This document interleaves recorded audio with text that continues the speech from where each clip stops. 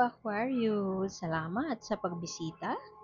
At ito po ang inyong Sun, Moon, Rising Sign, and Venus. Love reading time ulit para sa sign ng Aquarius. Ito po ay para sa May 2025. Kunin nyo lang po kung ano ang nakarelate kayo, tapon nyo ang hindi. Kung hindi nakarelate, okay lang yan. Maaring ang susunod na reading ang siyang makakarelate tayo. Pero naniniwala ako, meron at merong dahilan kung ba't tayo napadpad dito. Maaaring mensahe mula sa isang card lamang, pwede ding mensahe mula sa oracle card na kukunin natin sa dulo. Heartache, may hindi malinaw, iniwan, ghosting, ginost ka ng iyong potential lover or lover, Aquarius. Ano nangyari? Ay, medyo hindi maganda ang aking nakikita. Pero, tingnan natin. Merong isang bagay na hindi malinaw sa inyo ngayon. Kaya ako nasabi na ghosting. Kasi moon, something is not illuminated to you at the current moment. Mystery. Bigla na lang naglaho, parang isang bula. Yun ang nakikita ko. Kasi nakita ko agad, Three of Swords, the Moon card. Maaaring iba sa inyo ay nakakaranas ng depression. Pwede din na yung iba sa inyo ay sadyang ano lang talaga, parang hindi hindi malinaw, hindi clear kung ano ang trip ng partner.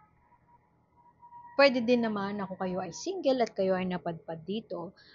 Pwede meron kayong ka-situationship or meron kayong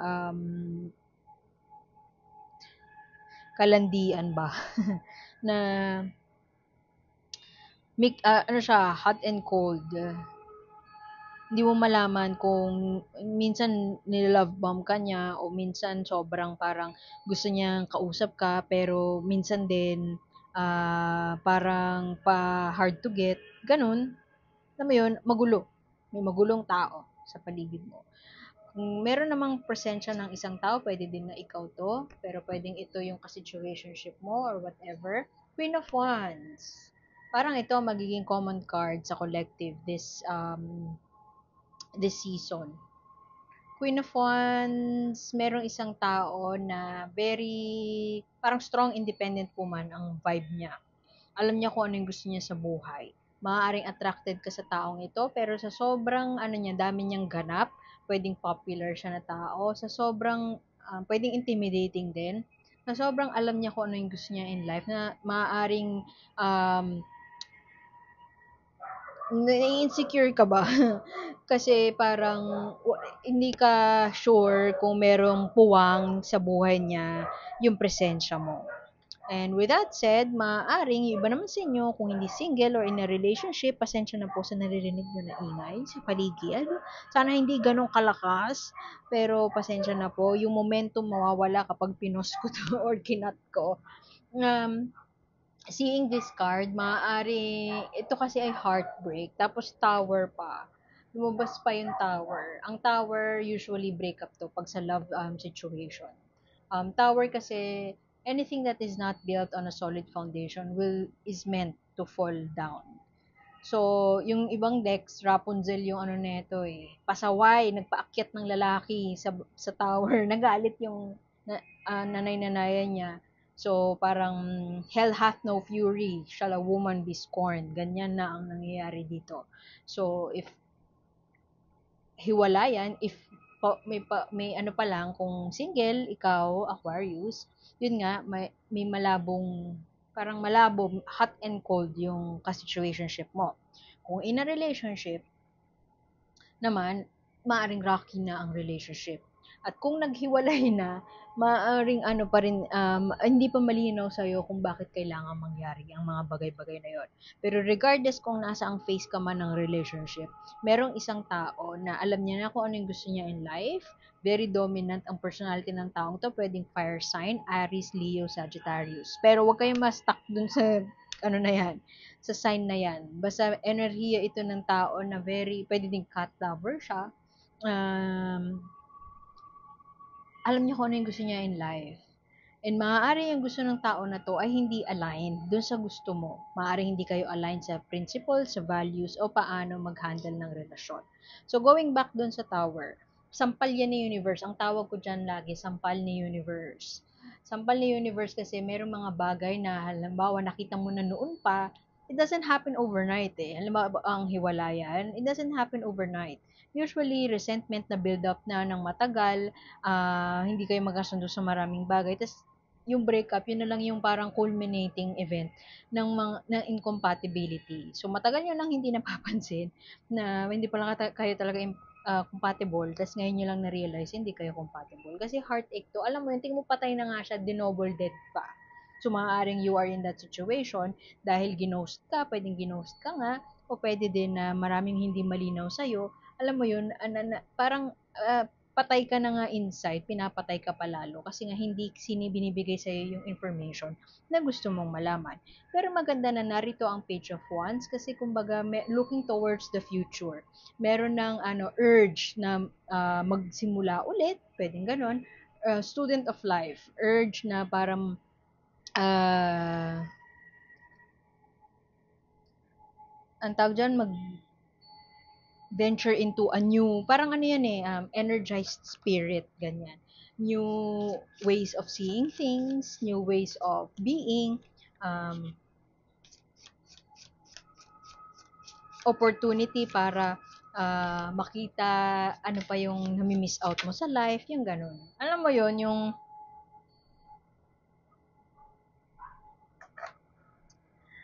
usually, di ba? Very cliche eh, pero totoo siya eh. I mean, it spans multiple generations. Di ba usually pag halimbawa naka-break ka, nakaka-break mo lang, nagpapagupit, ganun. Usually sa babae yun, di ba? Papagupit, o kaya nagwawalwal naman sa lalaki. Yan yun eh. Para nagta-travel mag-isa, mag-soul searching, ganun. Yan usually yung may gagawin na activity na hindi niya ginagawa dati, lalabas sa comfort zone. Yun ang maganda naman ng kung ano man yung pinagdadaanan mo man na yan, na ghost ka man o binrake ka na hindi mo alam ang kadahilanan o pwede din na i-intimidate ka dun sa tao na gusto mo pang hot and cold, dun sa hot and cold na tao na ka-situationship mo. Regardless of that phase, regardless kung ano yung sitwasyon mo ngayon, there is an opportunity at the end of this, pwedeng end of May, na after this heartache, or after na masira yung tower, ano siya, unexpected siya na event, pero hindi siya brewed by the universe. Brewed, ibig sabihin, parang tinimpla. Hindi siya tinimpla ni universe overnight. Tinimpla siya ni universe in um, mahabang panahon. So, kung ano man yung sampal na universe na yan, after nun is an opportunity to be a student of life, opportunity to get out of your comfort zone. So, maaari din na after this tower moment, na-realize mo na parang ako naman, um, yung usual na gusto mo na mag self-care, self-love, you're saying na sarili ko naman, it's okay to be selfish, yung mga ganyang self-talk. Um, ang dami mong major arcana, Aquarius mga major life event ito, lalo na yung tower. Usually kasi sampal yan ng universe, yung mga hindi inaasahang mga bagay yan. Death of a relationship, ganun. Speaking of death, death of a relationship, pwedeng death of a loved one, ganun. Sobrang unexpected in that sense, pero hindi siya, it's either it's meant to be or hindi siya, yun nga, hindi siya ginawa ng universe, tinimpla ng universe overnight. It's meant to be. So death, yun nga, yung lalabas ka sa comfort zone mo, no? Magkakaroon siya, magdadala to sa'yo ng mga pagbabago. Ang dami natatakot dito sa death. Hindi po ang ibig sabihin ng death ay may mamamatay. Alam ko ang tarot ay ginagamit sa divination, pero it's a guidance and it can always be positive. Depende sa nag-i-interpret. Hindi ako nag-interpret ng ayoko mag-interpret ng ng mag-gloom and doom na parang may mangyayaring hindi maganda. Basta, death card. Ang positive side nito, kung ano man yung um, ipapartake mo moving forward, gagawin mo moving forward, it will cause some changes in your life na maganda. Ang tower din kasi, if you look at it positively, chance siya, magkakaroon ka ng opportunity para mag-start ng panibago. Clean slate baga. So, merong malaking pagbabago ang mangyayari sa'yo this May. Maaaring masasaktan tayo, pero yung pagbabago na idudulot nito, dadala nito sa buhay mo, ay isang bagay na hindi mo makakalimutan. Kumbaga, better than yesterday, sabi nga nila. Merong mga bagay na hindi natin, parang, alam mo yon, ayaw nating baguhin. May mga bagay na ayaw nating pagdesisyonan, pero kailangan ng pagdesisyonan. So, habang pinatatagal mo pa, si universe, dun darating yung tower. Si universe ang gagawa ng paraan para matapos na ito. Merong isang presensya, yun nga si Queen of Wands. Sabi ko nga na pwede ikaw yan, strong independent woman, somebody na very outspoken, malakas ang energy, assertive, dominant, pwedeng ganyan. Intimidating, pwedeng ganon. Kung hindi ikaw yung energy ng tao, kung hindi ikaw yan, yun maaari yung ka-situationship mo, boyfriend mo, girlfriend mo, or magiging future partner mo. Meron kang, kumbaga, addictive siya. Sobrang ina-admire mo yung ganun yung personality. At to a point na sobrang gagawin mo ang lahat to be a slave for this person. Parang ganun. Gagawin mo ang lahat to keep her or him um, sa'yo. Addict sa'yo. Addict sa'yo. Mukhang yun ang itatitle ko. Addict sa'yo. Addict sa'yo, yung isang ibang tao, pero pwede din na ikaw yung addict dun sa tao na yan. Energies could be interchangeable, tandaan nyo, kasi general reading lang to. Kung personal, siguro, mas madaling ma-identify. Pero general kasi to. So, yun. Merong soul contract na hindi pa natatapos. May soul contract pa sa tao na to. At na, ewan ko, nababaliw ka na kakaisip sa mga bagay na hindi nga finifeed sa'yo. Maraming tinatago sa'yo. Not necessarily secretive sila or mysterious Pwede din kasi na, yun nga, ginost ka, tas hindi, kailangan ko ng sagot. Hindi mo ibigay sa'yo yung sagot. Kailangan mo ng sagot. At parang na-obsess ka dun sa thought na parang wala sa'yo yung sagot, hindi ibibigay yung sagot. Kailan ba makukuha yung sagot? So, parang may obsession. Pwede din kasi na you're dealing with a Capricorn. Pero may obsession. At parang ayaw mong i-let go. Ayaw mo i-let, kung yung thought yon na naguguluhan ka, ayaw mo i-let go yung thought na wala na siya. Ayaw mong i-let go yung thought na naiwan ka, iniwan ka, ayaw mo i-let go yung, medyo malayo pa yung proseso bago dumating dun sa mga pagbabago. Kasi mangyayari muna yung tower moment bago ka makapag soul searching. Mangyayari muna yung breakup, kung may breakup man, bago ka mag-decide na I'm gonna live my life to the fullest, life is short, eme-eme. Kasi may judgment pa dito na reversed, may devil pa na reversed, merong matinding, ano yun, yung ayaw mong pakawalan yung isang bagay, judgment in reversed, ayaw mo naman, alam mo, ripe ka na ma-move on towards a new, towards a new life, pero it's taking so long bago mo tanggapin o embrace yung mga pagbabago na mangyayari.